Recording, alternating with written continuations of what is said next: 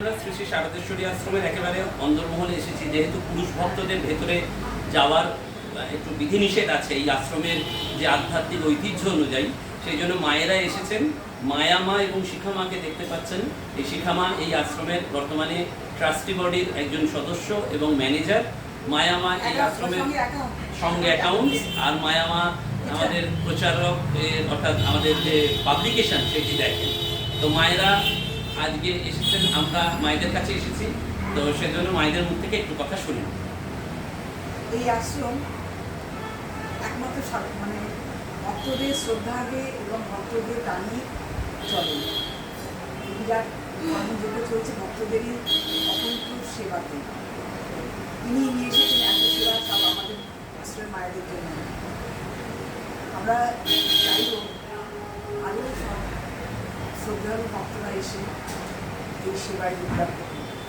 দাদা আমার বলে দিয়েছিলেন ঐতিহাসিক আশ্রমে পুরস্ক দেবে, তার জন্য আমরা জানি আশ্রমের সেবা করলে সারদামার আশীর্বাদ লাভ পাই। আমরা প্রার্থনা করবো সবাই ভালো থাকুন, সবাই মায়েদের কথা বলুন যে অনেকেই অসুস্থ রয়েছে। অনেকেই অসুস্থ, এখন বয়স হয়ে গেছে, সবারই একসাথে সবাই হয়ে গেছে, তাদের একটা ব্যয়ভার থাকে।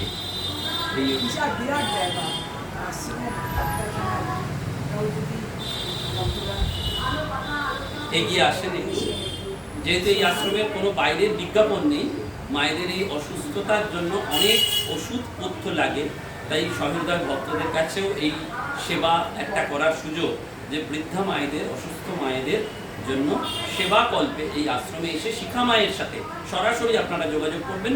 শ্যামবাজারের একেবারে সন্নিকটে, শ্যামবাজার মনীন্দ্র কলেজের ঠিক উল্টো দিকে 26 নম্বর গৌরী মাতা সরণিতে এই আশ্রম। তো এখানে এসে মায়েদের হাতে আপনারা ওই অসুস্থ বা বৃদ্ধা মায়েদের সেবা পুজো নিবেদন করতে পারেন।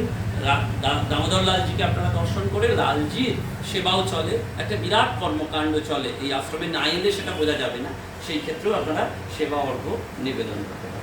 সেই অর্ঘ্য সারদা মায়ের পায়ে সরাসরি তার তিনি আশীর্বাদ করবেন। মায়েরা বেশি বলতে চান না, এই অল্পটুকুই তাদের আশীর্বাণী হিসাবে আমরা পেলাম। এর পরবর্তীকালে আমরা সামান্য সেবা পূজা মায়েদের কাছে নিবেদন করব। নমস্কার, ধন্যবাদ।